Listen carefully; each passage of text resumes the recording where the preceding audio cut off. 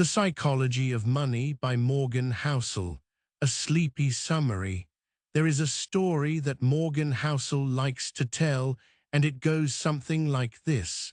There was once a man named Ronald Reed. Ronald was a janitor in Vermont.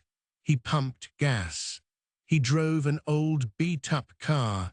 He fixed his own coat with a safety pin when it tore rather than buying a new one. He was so quiet and so unremarkable that when he died in 2014, at the age of 92, most of the people in his small town were genuinely surprised to learn that he had left behind nearly $8 million to local hospitals and libraries. Nobody knew, nobody would have guessed. And in a world that spends an extraordinary amount of time wondering why some people have money and others do not, Ronald Reed is one of the most quietly powerful answers to that question. He was patient, he was frugal, he let time do its work, and time, as it turns out, is the most powerful financial force there is. But then there was Richard Fuscone, Harvard-educated, former vice chairman of Merrill Lynch, a person who, by every external measure of the world, had succeeded at the game of money. He had a massive home. He had borrowed heavily to live a life of luxury.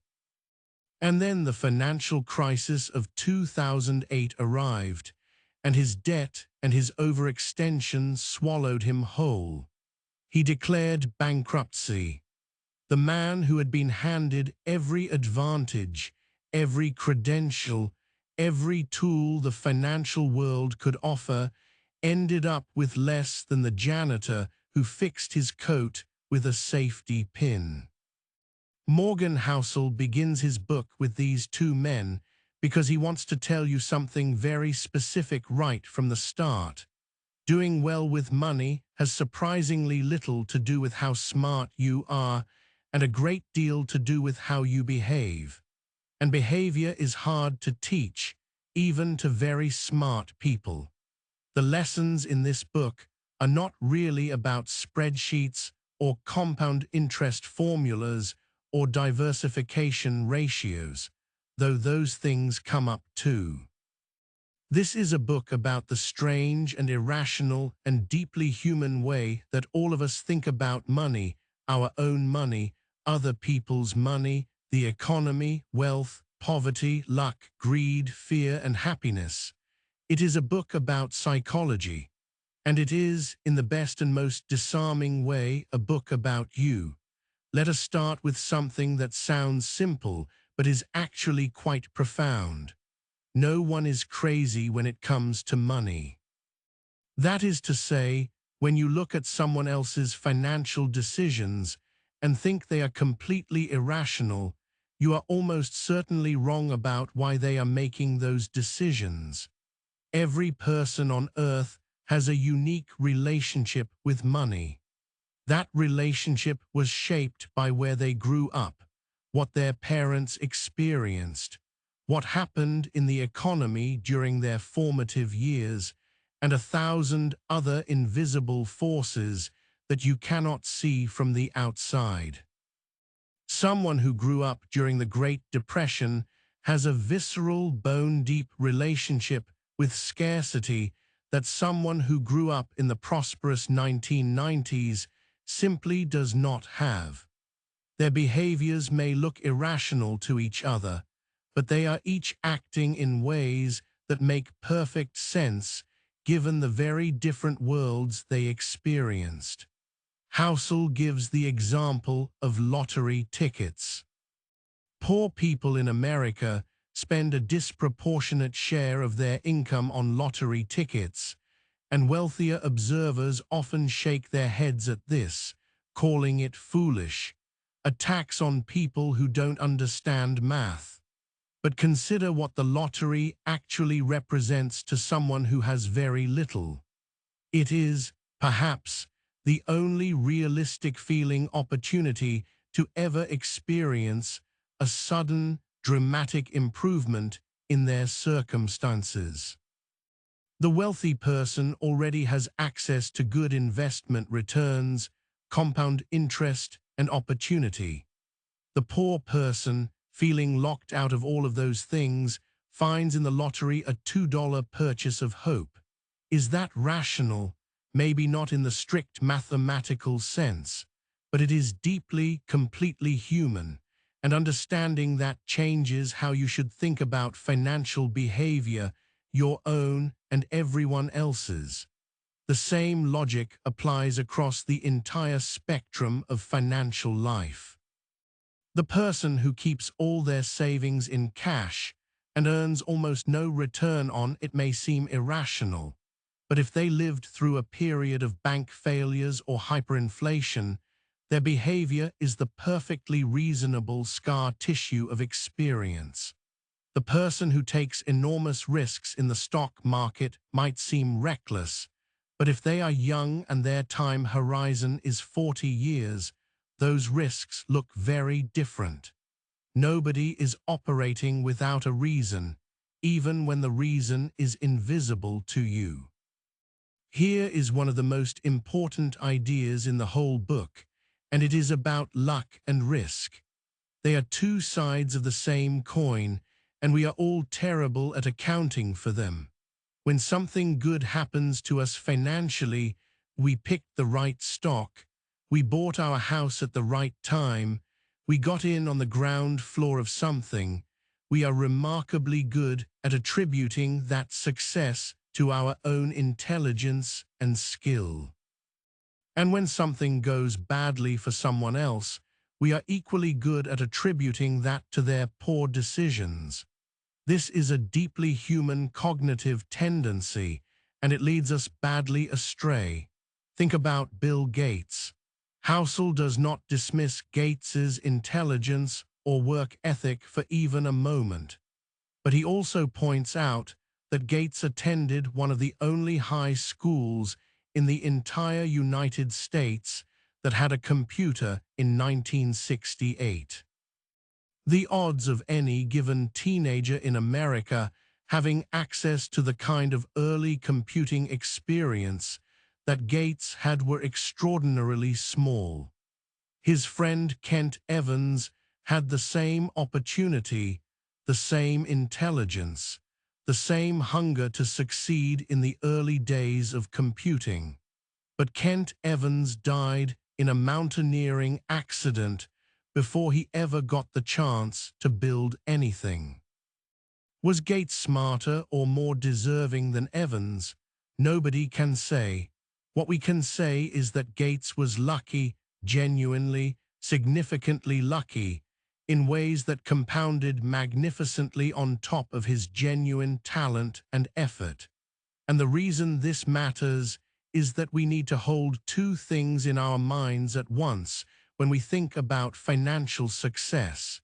We need to credit hard work and smart decisions, and we also need to credit luck. And when it comes to failure, we need to credit bad decisions, but we also need to credit bad luck. The problem is that we almost never do this in a balanced way.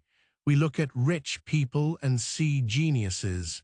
We look at poor people and see failures. The truth is far messier and far more humbling than that. Housel's suggestion is a kind of epistemic humility. Be careful about how much of your success you claim as purely deserved, and be careful about how harshly you judge others for outcomes that may have been shaped, in significant part, by forces beyond their control. Now settle in, because this is the chapter that changes the way you think about money forever. It is about compound interest, but not in the way your high school math teacher tried to explain it. Housel asks you to consider this fact. Warren Buffett's net worth is something in the neighborhood of $80 or $90 billion. Of that fortune, approximately $84 billion was accumulated after Buffett's 50th birthday. Let that sink in for a moment. The vast majority of the wealth of the greatest investor in human history came in the second half of his life, decades into a career that began when he was a child buying stocks at age 11. The reason this is so astonishing is that we don't intuitively understand compounding. Our brains are wired to think about the world in linear ways. If something grows at 10% a year, we think of that as a steady, predictable, modest increase. What we fail to feel in our bones is what that 10% looks like after 50 or 60 years. It doesn't grow steadily. It explodes. The graph curves upward in a shape that looks almost violent in its acceleration. And because most of us only watch our money compound for perhaps 30 or 40 years of a working career, we never see the truly mind-bending part of the curve. Buffett has been compounding for over 70 years. That is the secret, not intelligence, not some magic formula. Time. Housel introduces us to a man named Jim Simons, who runs a hedge fund called Renaissance Technologies and has generated the best investment track record in history, better than Buffett, better than anyone.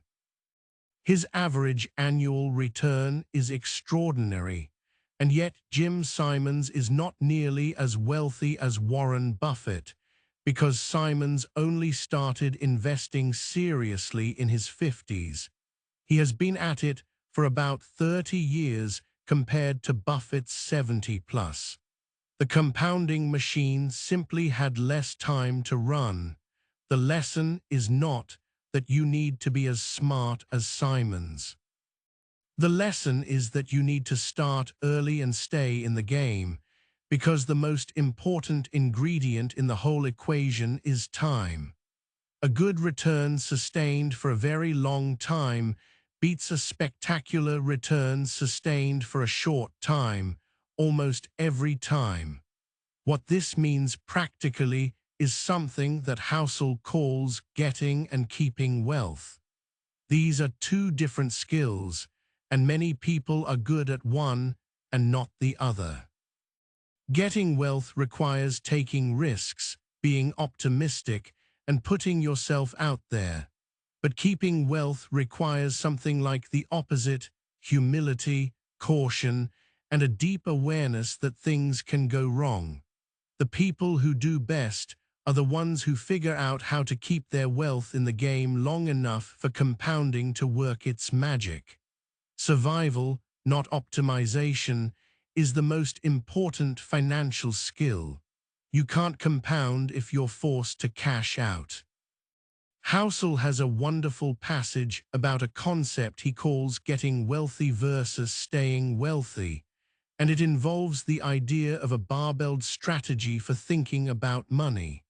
On one side of the bar, you want to take risks and be optimistic, because the upside of the economy and of good investments is genuinely real. On the other side of the bar, you want to be paranoid and save like a disaster might be coming, because disasters do come, and they come in ways you cannot predict. The trick is to hold both of these simultaneously, which feels psychologically uncomfortable, but is actually the most rational approach. He calls the savings side of this room for error. And room for error is one of the most powerful financial concepts in the book. It means building a gap between what you could theoretically survive and what you are actually relying on. It means having more cash than you strictly need, carrying less debt than you technically could handle, taking on fewer risks than you are technically capable of absorbing. This seems boring. This seems like leaving opportunity on the table. But the reason it matters is that the future is genuinely uncertain in ways that will surprise you, and the people who survive economic shocks and personal crises are almost always the ones who left themselves room for error. They had the cushion. They could wait it out. The people who were optimized to the edge of their capacity were the ones who got wiped out. There is a specific kind of financial disaster that Housel calls being forced to sell. If you have invested money in the stock market and the market drops dramatically, and you have built in enough room for error that you don't need to touch that money, you are fine. You wait. The market recovers. Eventually you are better off than before. But if you are too leveraged, if your bills are too high, if your emergency fund is too thin, you may be forced to sell your investments at exactly the wrong moment, at the bottom, when prices are lowest, and you permanently lock in a loss that might otherwise have been merely temporary. Room for error is the thing that keeps temporary setbacks from becoming permanent catastrophes. Let us talk about getting rich, because Housel has some things to say about that which are quite different from what the financial media usually tells you. There is a distinction he draws, quietly and clearly, between becoming wealthy and appearing wealthy. And those two things, in the world we live in today, are often in almost complete opposition to each other. Here is a counterintuitive truth. Wealth is the money you don't spend. It is the car you didn't buy. It is the house that was a bit smaller than you could technically afford. It is the vacation that was modest when it could have been extravagant. Wealth is, by definition, invisible because it consists of things that haven't been consumed yet. The moment you spend money, it is no longer wealth. It is just a purchase or an experience or a car sitting in your driveway. And the car sitting in the driveway might be a symbol of having been rich at some point, but it is not wealth itself. We get this exactly backwards. We see the expensive car and we think that person is wealthy, but we have no idea how much debt they're carrying, how thin their savings are, how close they might be to financial stress. We see the big house and think, successful person. But a big house with a big mortgage is not wealth. It is a liability with curb appeal. Housel is not saying you shouldn't enjoy your money or that spending is immoral. He is saying something more precise. If your goal is actually to build wealth, to have financial security, to have options, to be free, then spending to look wealthy is the enemy of actually being wealthy. Every dollar you spend on appearances is a dollar that is no longer compounding quietly in the background, becoming more and more powerful with each passing year. He tells a story about people driving expensive cars and imagining that the driver is admired by those who see the car. But when he is honest with himself, when he sees someone in a beautiful car, he doesn't think about the driver at all. He thinks about what it would feel like to own that car. We want the symbol to say to others, "Look how successful I am." But others are mostly using your symbol to fuel their own fantasy. Nobody is actually looking at you with the admiration you imagine. They are just wishing they had the car. The admiration you are buying is largely a fantasy. The wealth you could be building is entirely real. Now here is the chapter about saving, and it is the most liberating thing you will read. You do not need a reason to save money. You do not need to be saving toward a specific goal. In fact, Housel argues one of the most valuable forms of savings is savings with no particular purpose, what he calls savings that represent optionality, because the most valuable things that money can buy are not things at all. They are options. They are the ability to say no. They are the freedom to wait. They are the security of knowing that if something goes wrong or something goes right, You have the flexibility to respond to it. Think about what it feels like to have no financial cushion at all, to live paycheck to paycheck. Every decision you make is constrained by the tightness of your circumstances. You can't quit the job you hate because you need the income. You can't take the opportunity that appeared because it would require a gap of a few months with no salary. You can't weather the health scare, the car repair, the family emergency without going into debt. That tightness, that absence of options, is one of the most psychologically corrosive experiences a person can have. It doesn't just affect your finances. It affects your decisions, your risk tolerance, your relationships, your happiness. Now think about the opposite. You have quietly accumulated enough savings that you could go 3 months or 6 months or a year without income. You are not rich in any flashy sense. You don't have a yacht, but you have options.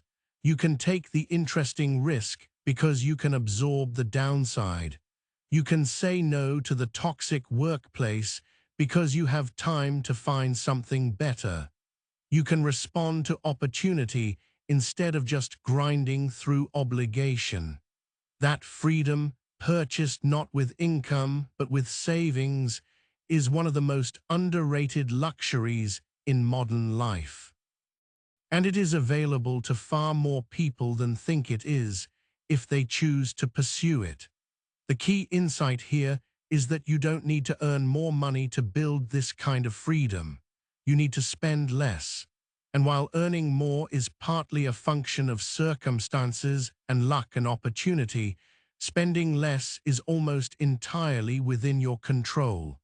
The gap between what you earn and what you spend is the number that matters. A high income with high spending builds almost no options.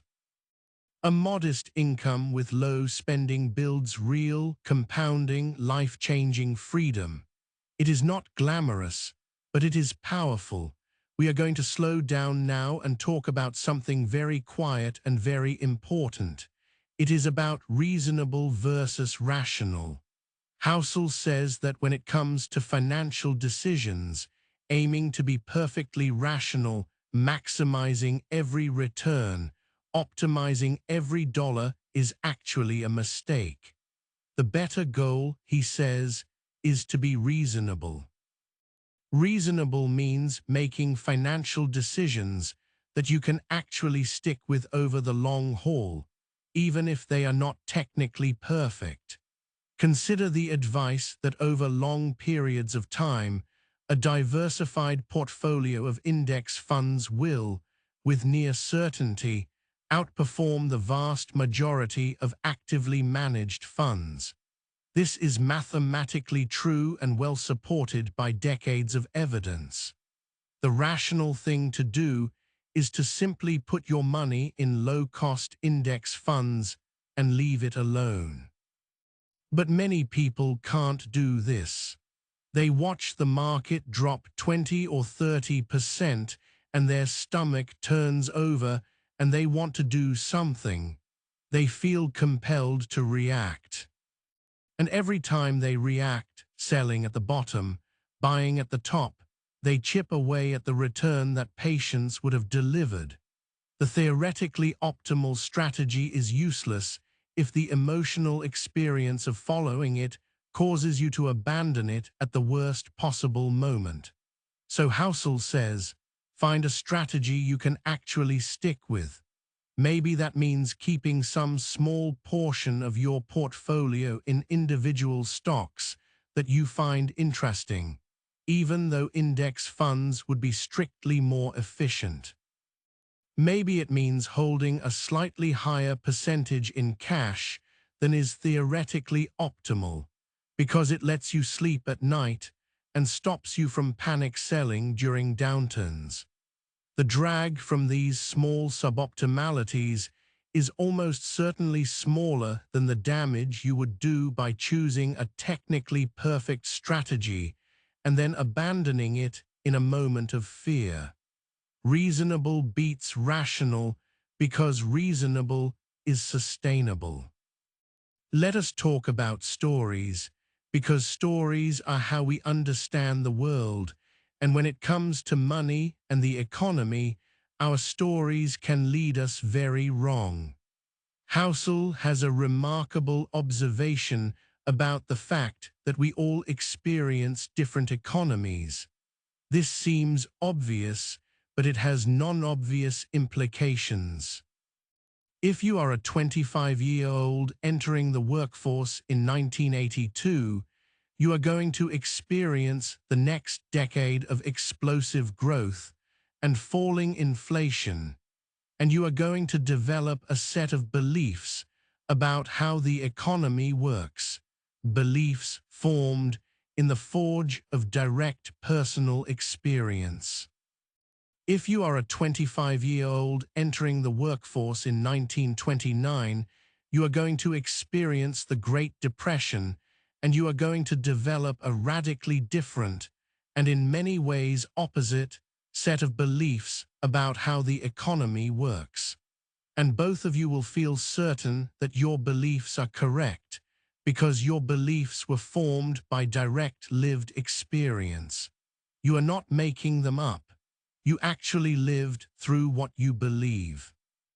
This is why financial arguments are so often so heated and so frustrating. It is not just a difference of opinion about abstract data. It is a difference of lived experience.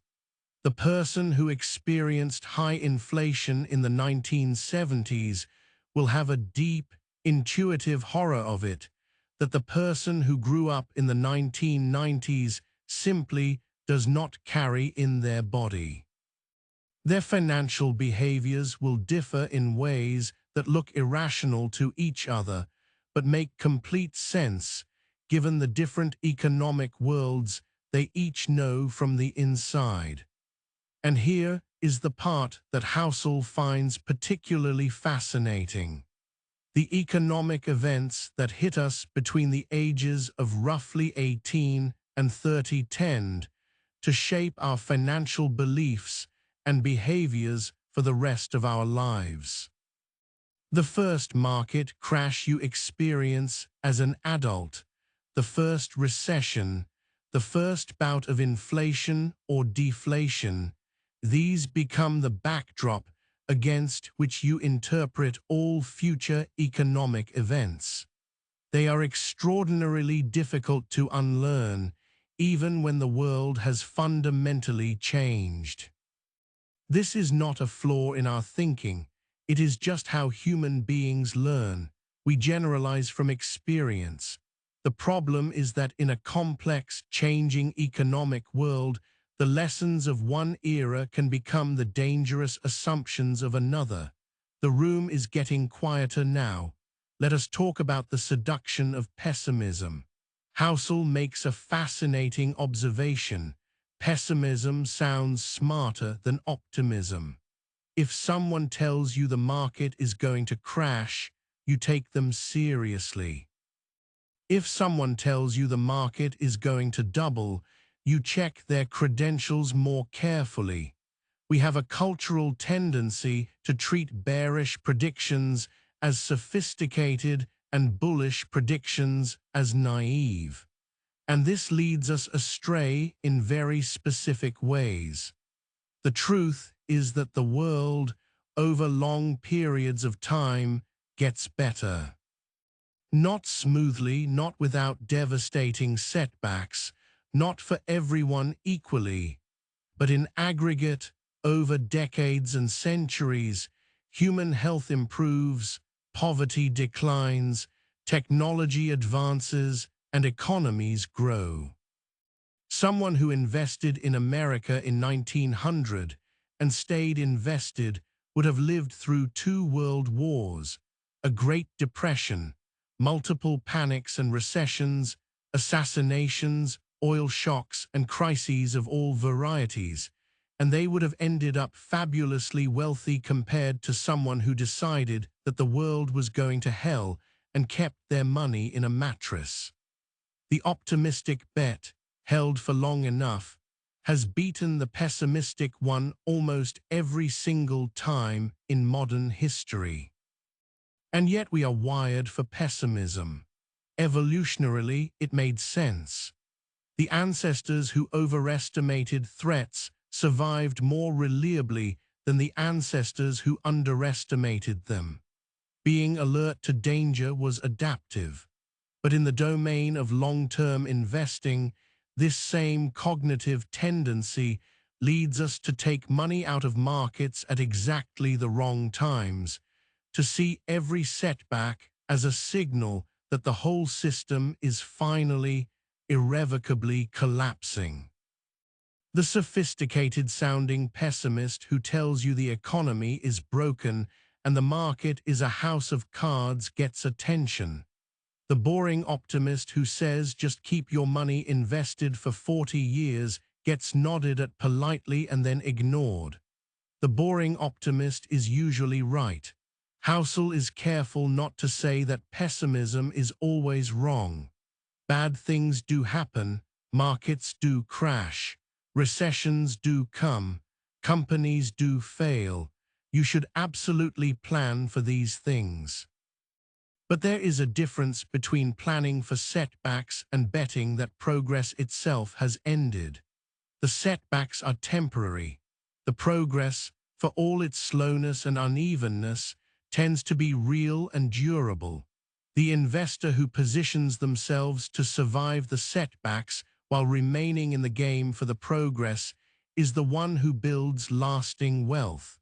Here is something very gentle and very important to consider as the evening winds down. It is about what you actually want money for. Housel spends a good amount of time on the relationship between money and happiness, and he arrives at a conclusion that sounds obvious, but that most of us live in complete contradiction of. The highest form of wealth is the ability to wake up every morning and say, I can do whatever I want today. Not a yacht, not a mansion, not a collection of fine watches, just time, just freedom, just control over how you spend your hours. He cites research suggesting that once people reach a certain income level, sufficient to cover their basic needs and remove acute financial stress from their daily lives, additional income has surprisingly little relationship to day-to-day happiness. What does matter, deeply and consistently, is autonomy. The ability to work for yourself, or to work on your own schedule, or to take a day off when you need one, or to say no to things you don't want to do. The ability to structure your time according to your own values and desires. This is what people actually want when they say they want to be rich. They want freedom. And the most direct path to freedom is not the biggest possible income. It is the biggest possible gap between your income and your spending, accumulated and compounded over time into something that actually gives you options. The tragedy, Housel observes, is that so many people pursue wealth in ways that directly destroy their autonomy. They take high-paying jobs that consume every hour of their day and require them to be always available, always performing, always moving at someone else's speed. They spend everything they earn on lifestyle expenses that keep the income imperative permanently high. They end up wealthy on paper and enslaved in practice. The golden cage is still a cage. And the person with a modest income who has saved diligently and lives below their means may have far more genuine freedom, far more of the thing that actually produces happiness, than the person with 10 times their income who is spending every dollar as fast as it comes in. There is a chapter about tales, about the strange and underappreciated mathematics of how outcomes distribute themselves in the financial world. The key insight is that investing and business and innovation are all driven by tail events. A tail event is something that happens rarely but produces an outsized outcome. Most investments fail, most companies fail, most new products fail, but a small number succeed so spectacularly that they more than make up for all the failures combined. This is not a bug in capitalism. It is a fundamental feature of how complex adaptive systems work. Amazon's success was driven primarily by Amazon Web Services, which was not part of the original plan. Apple's success was driven primarily by the iPhone, which replaced revenues from a company that had been primarily a computer manufacturer. Venture capital funds know going in that most of their investments will produce nothing, but they structure their portfolios so that one or two enormous successes will more than cover all the losses and still leave them with extraordinary returns. The same logic applies to individual investors, to careers, to creative work. The distribution of outcomes is not bell-shaped and symmetrical. It is skewed. The hits are enormous. The failures are ordinary. And the people who succeed tend to be the ones who stay in the game long enough and broadly enough that they are positioned to benefit when the tail events occur. This has a practical implication for how you think about diversification and about accepting failure. If you own a broadly diversified portfolio of stocks, most of the companies in that portfolio will not do very well. A few will do spectacularly well. The few will determine whether the overall portfolio succeeds. This means you should expect and accept failure as a normal part of the process, not as evidence that something is wrong. The investor who is shocked and demoralized by every losing position is misunderstanding the structure of the game. The game is designed so that you lose most of the rounds and still come out ahead if you stick around for the tail outcomes. Freedom. Let us return to freedom for a moment, because Housel dedicates a full chapter to it, and it may be the most important idea in the book. He writes about a study conducted by a psychologist named Angus Campbell in the 1970s, who found that one of the strongest predictors of life satisfaction was what he called a sense of control. The feeling that you are making your own choices, that your life is directed by your own hand rather than by forces outside your control. This sense of control, the research suggested, predicted happiness more reliably than income, more reliably than health, more reliably than almost anything else that was measured. And what does money buy when it is managed well? Primarily, it buys control. It removes the financial coercions that force you to do things you don't want to do. Having savings means you don't have to take the first job offered. Having no debt means you don't have to accept a pay cut in silence to protect your position. Having low expenses means you don't need a raise to feel free. Every dollar saved, every obligation eliminated, every expense that you choose not to incur is a small increment of control returned to you over your own life. Multiplied over years and decades, these increments become transformative. They become the difference between a life that feels chosen and a life that feels obligated. The reason this gets complicated is that we are surrounded by comparisons. We see what other people have. We see their cars and their vacations and their houses and their wardrobes, and we feel the pull of wanting those things too, not just because we want them, but because they feel like marks of success, evidence that we have done well, signals to the world that we have arrived. And this pull is so strong and so relentless and so skillfully exploited by the advertising industry that it becomes one of the greatest threats to genuine financial freedom.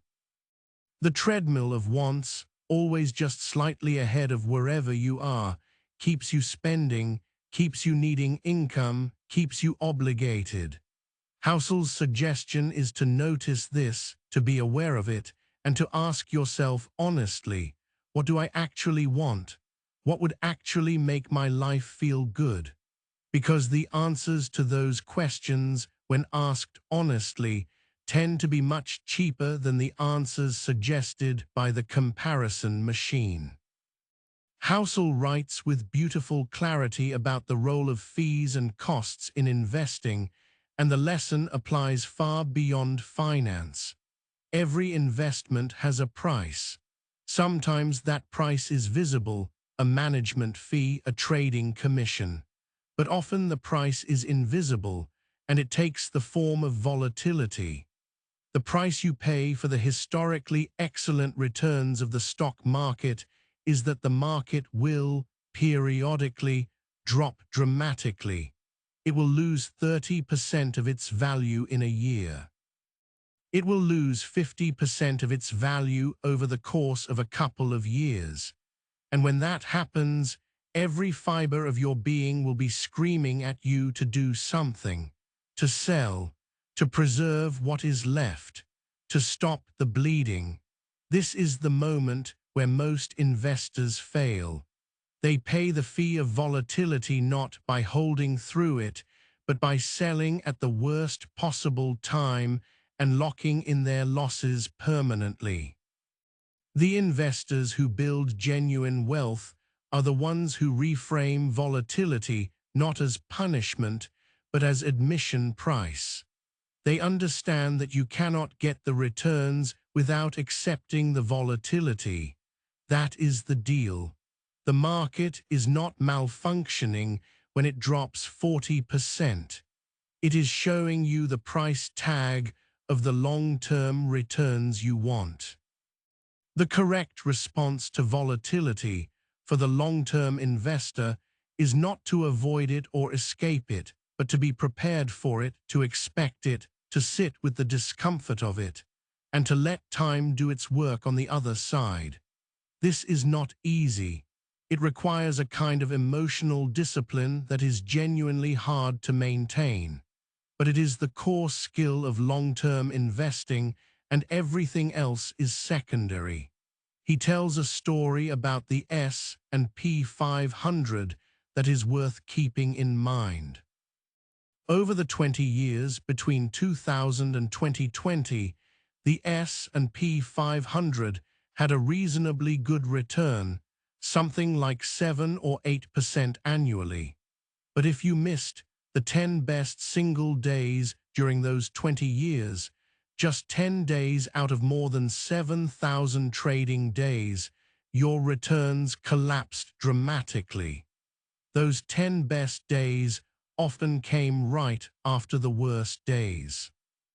They came when people were most panicked, most convinced the world was ending. The people who sold on the worst days and planned to buy back in when things stabilized missed the recovery. They paid the volatility bill and got none of the returns. The people who simply stayed put through all of it reaped the reward. The chapter on you and me is about something that Housel calls the seductive pull of other people's financial decisions. We are, all of us, embedded in social contexts that constantly shape our sense of what is normal, what is desirable, what counts as success. And one of the most pernicious aspects of this social embedding is that we compare ourselves to people who are playing completely different games than we are. The short-term trader who is flipping stocks for quick gains is playing a different game than the long-term investor who is building retirement savings. The person borrowing heavily to fund a startup is playing a different game than the person conservatively accumulating for financial independence. These games have different rules, different timelines, different risk tolerances. And when someone playing one game observes someone else playing another, they can come to completely wrong conclusions about what smart behavior looks like. During the dot-com bubble of the late 1990s, prices for tech stocks reached levels that were irrational by any traditional measure. But there were day traders whose game was simply to ride the momentum for a few days or weeks and then sell. For them, buying overpriced stocks made sense because their time horizon was measured in days, not years, and the momentum was real enough to profit from in the short run. The problem was that long-term investors, watching these day traders make money, started to believe that the elevated valuations were justified. They adopted the logic of a different game without realizing it, and when the bubble burst, the day traders had already taken their profits, and the long-term investors were left holding dramatically overvalued assets that took more than a decade to recover. The lesson is to be crystal clear about what game you are playing. What is your time horizon? What are your actual goals? What is the money for? When you are clear about those things, you are much less susceptible to being influenced by the behavior of people whose game is different from yours. Buffett's strategy is genius for Buffett's game. It might be completely irrelevant to yours. The day trader's tactics might be appropriate for the day trader's game and catastrophically wrong for yours. Know your game, play your game. And stop watching everyone else's game as if it provides instructions for how to play yours. There is a wonderful passage near the end of the book where Housel confesses his own financial strategy, and it is not the theoretically optimal strategy. He keeps more cash than financial theory says he should. He doesn't maximize every return.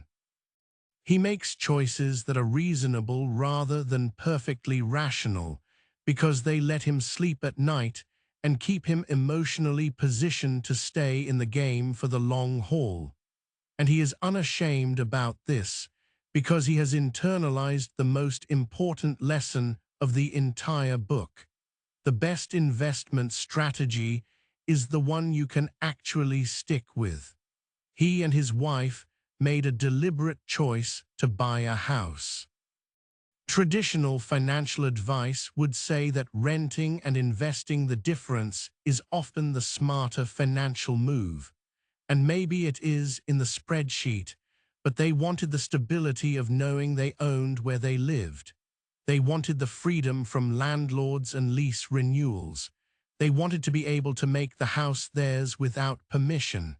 That non-financial value is real, even if it doesn't show up in a return calculation. Reasonable, not rational. Human, not optimal. And this is the gentle, generous core of Housel's message. The goal of financial advice and financial planning is not to help you become a perfectly rational economic actor. It is to help you understand yourself well enough to make financial decisions that align with your actual values, that you can sustain over time, that will serve not just your spreadsheet, but your happiness. The person who earns a modest return but maintains it consistently for 50 years, who doesn't panic sell, who lives well within their means, who accumulates the freedom to work on things they care about, that person has succeeded. That person has done what money is actually for. Morgan Housel's final gift to us is a reframe of what financial success actually looks like. In a culture saturated with images of wealth, the private jets, the enormous houses, the watches and cars and clothes that signal arrival at the top, it can be easy to feel that anything short of that is insufficient. Housel quietly, persistently dismantles this. The janitor who dies with $8 million and gives it all away was wealthy. The person who works 3 days a week because they saved enough to afford it is wealthy. The person who quit the job they hated 5 years earlier than expected because they had been patient and frugal is wealthy. The person who said no to the thing that would have made their life harder because they had enough saved to be able to say no is wealthy. Wealth is options. Wealth is waking up with choices. Wealth is the ability to be generous when generosity calls for it, the ability to be patient when patience is required, the ability to absorb a setback without it becoming a catastrophe. These forms of wealth are built quietly, without fanfare, without the admiration of strangers, without a single impressive photograph. They are built by the same forces that built Buffett's fortune, patience and time, and the magic of compounding, applied not to billions but to lives, to your life. The lessons of this book are not hard to understand. They are hard to live. They require sitting with discomfort. They require resisting comparisons that you will be bombarded with every day. They require a kind of patience that does not come naturally to human beings evolved to respond to immediate threats and immediate rewards. But they are available to almost everyone, regardless of income, regardless of education, regardless of where you were born and what lottery of circumstances you entered into when you arrived here. You do not need to be smart. You do not need to be lucky, though luck helps.